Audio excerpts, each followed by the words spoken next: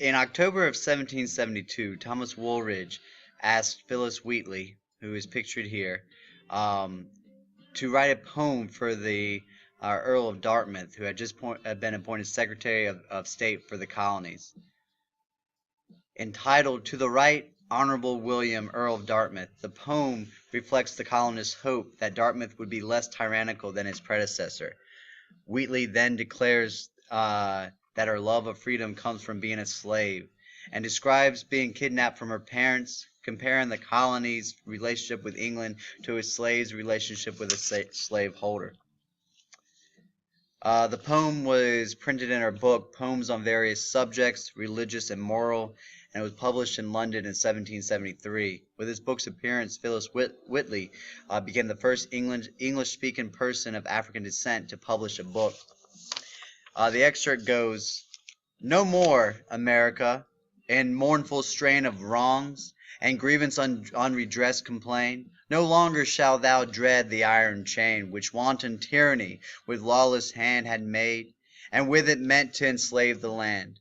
Should you, my lord, while you pursue my song, wonder from whence my love of freedom sprung, whence flow these wishes for the common good, by feeling hearts alone best understood, I, young in life, by seemingly cruel fate, was snatched from Africa's fancy happy seat. What pangs excruciating must molest, what sorrows labor in my parents' breast.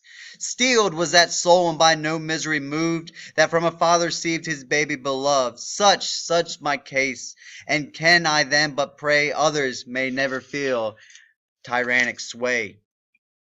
Um, Phillis Wheatley is one example of a larger picture of the Revolutionary War and slavery. Um, During the war, some slaves agreed to fight for Britain because of Britain's promise to liberate slaves who fought against their master. This is known as Dunmore's Proclamation in 1775.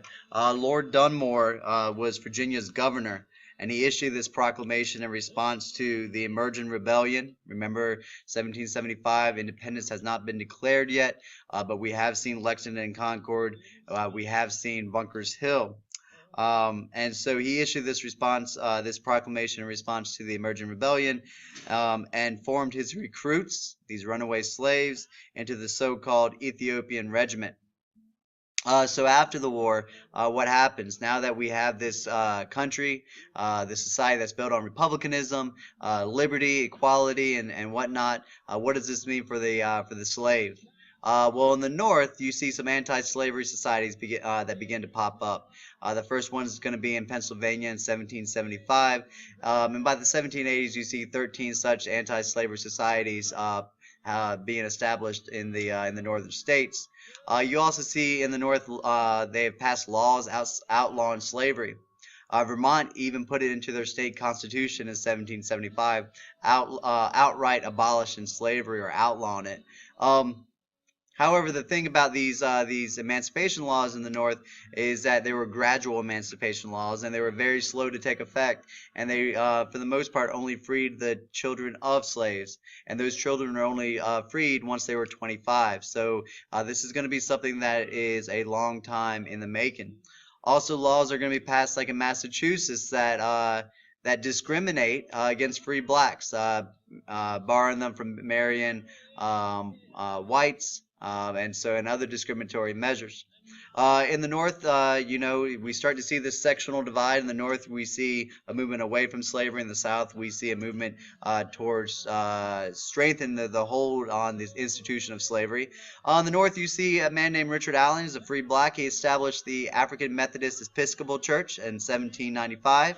And he also formed in 1787 the Free African Society, which was a society that gave aid to African Americans less fortunate. So you do see some measures in the North to give more freedom and liberty to the African American. In the South, it seems like the Revolutionary War confirmed the power of the master class, and in some cases, we find it actually Even and like in Virginia is a good example of this. In 1792, they passed a law and made it actually harder for slaves to achieve freedom. Either while their masters were alive or something called manumission. If you manumit your slaves, that means that you are going to promise your slaves freedom after you're dead. And so laws were passed in the lower South that made it harder for slaves to achieve their freedom. So once again, we have to look at some issues here and decide where we want to place the value, and looking at the ideas of the revolution and how those ideas impacted the status of the African American, or and especially the institution of slavery. Was the Revolutionary War all that revolutionary in regards to slavery, the institution, and the human, which was experienced in firsthand, the extreme inequality of slavery? That's for you guys to decide.